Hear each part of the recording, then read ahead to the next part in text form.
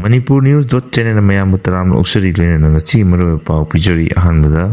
Lanjena laba Myanmar masa singna Tengnopal district tagi khunja ama tamthina purambadagi laikana kre Myanmar da thokliba irang na maram oiraga Lanjena raktuna Tengnopal district ta jongjapam logduna leiriba Myanmar masa singna en Santang khulgi khunja ama tamthina purambadagi hospital da pukatuna laikana kre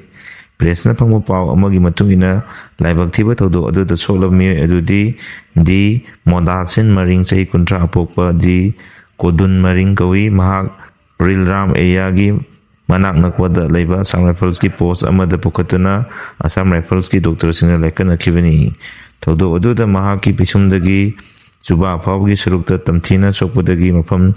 nipanglom thokna photki hairi thogdo adu da general Myanmar masa sing adu masagi maramdamdagi lanjenarakpadagi Tengnopal district administration na biometric yauna mathau taba khudingmak loro matungda Indo Myanmar border pillar number marphuni thoida leiba N Satang Maringkhul gi mihut sing amadi CSO singa wari sanaraga changjapam piduna lehelakibani rang nungtil pung ahumlom tabada N Satang khulda water festival pangthoklingaida Myanmar masa sing aduga ningai sandanaraki hairi maduda di moda sin maringna khamtok pachangdobada mahaku tamthina purakibani thodo adugi matangda Rilram area da maring organization Ramo gi president Prakash maringna hai lomdam asi changjapam logduna leiriba Myanmar masa sing asina mafam asigi miyamda onsinduna khut thaba horakwa haibasi afaba khudam amanate lomdam asi lo satpa leiba ama oirabasu mari lenabasingna makoibu logi manungda ningthina ngak senduna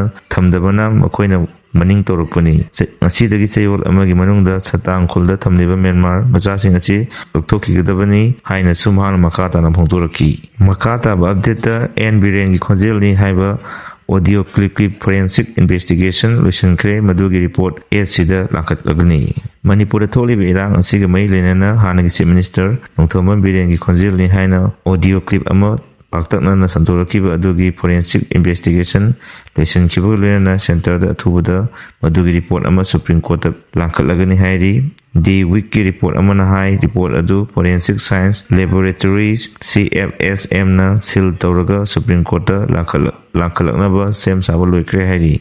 Kuki organizations for women rights trust kohana Supreme Court thakalakiba play asigi hearing the center amasung state lenga ki council singna thamlakpa wafam sing munna tar matungda Chief Justice of India Sanjeev Kumar gi bench aduna hearing adu May 5 dagi horaga chayol da jathanaba khankre CFSL gi report adu Solicitors General Tushar Mahetana fine torakadabani adum oinamak mahak hojik leitabana maram oinaga hearing gi matam khara sangtokpiu haina appeal torakibani case asida Kohargi Makaidagi Lieba advocates person Busanna Kotna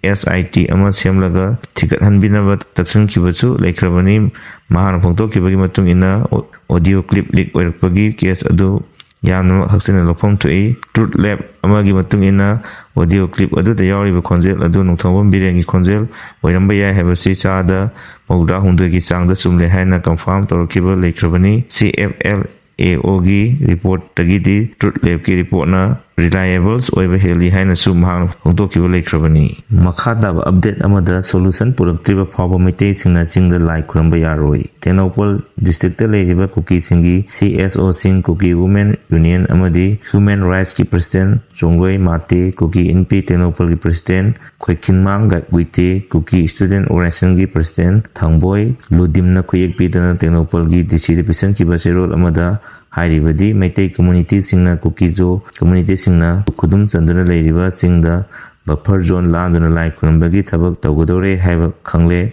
hiram asida DC Tengnopal na miyeng jangbiu narang DC Tengnopal represent giba wakat zero asida hairibadi maitai community na buffer zone la laga singi lamda lai gi thoram pangthokpa yaroi Kuki jo singna yade namduna singda sanglabadi madugi apapatta punam masa masagini hokiba February 10 dagi personal rule thamlakraba matungda ing tapna leiriba asida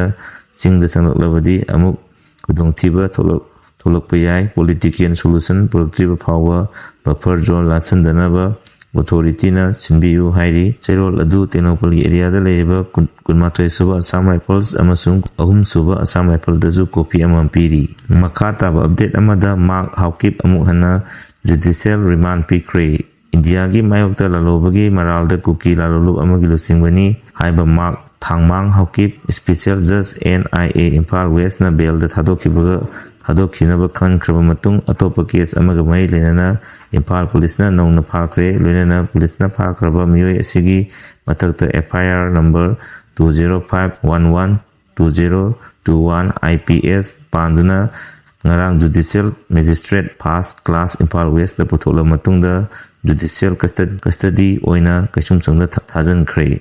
Panbaya badi Chuchanpurgi High School Bank Molomdagi Mark Thangmang Haukip hairiba miyoi asi Government of the People's Democratic Republic of Kuki Land PDRK kauba lalalu ama semdana Manipur amasung India gi mayokta laloba amasung puruk masel marakta irang thokpa yaba wapong kya social media da thagatpagi maralda phaduna viral chatharpuni hairi. Makha taba update amada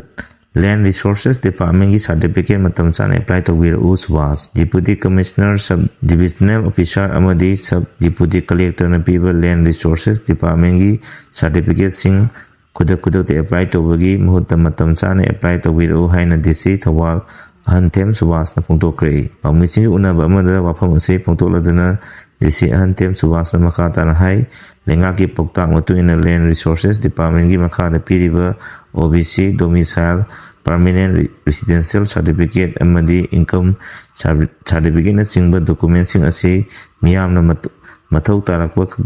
khudakta hekta maklungnaba honarakwa asina staff singda khudongchadaba kaya mayokna halle. Document sing ase Manipur e-service natraga district e-service ki website ta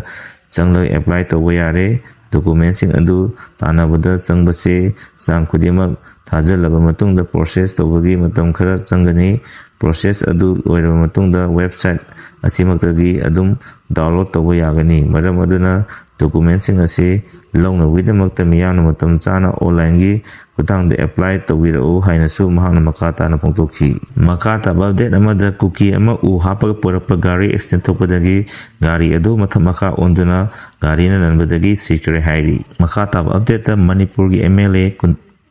gi MLA kuntare na hayeng Prime Minister Narendra Modi amadi Union Home Minister Amit Shah unarba yai haina North East Live News ki report amana palli. Pau sile na sigi dimurwe pau pijaba matang asile jure makha taba update kidamak mayam punna ngai mena sile na channel asim sibidana like amadi subscribe to biram.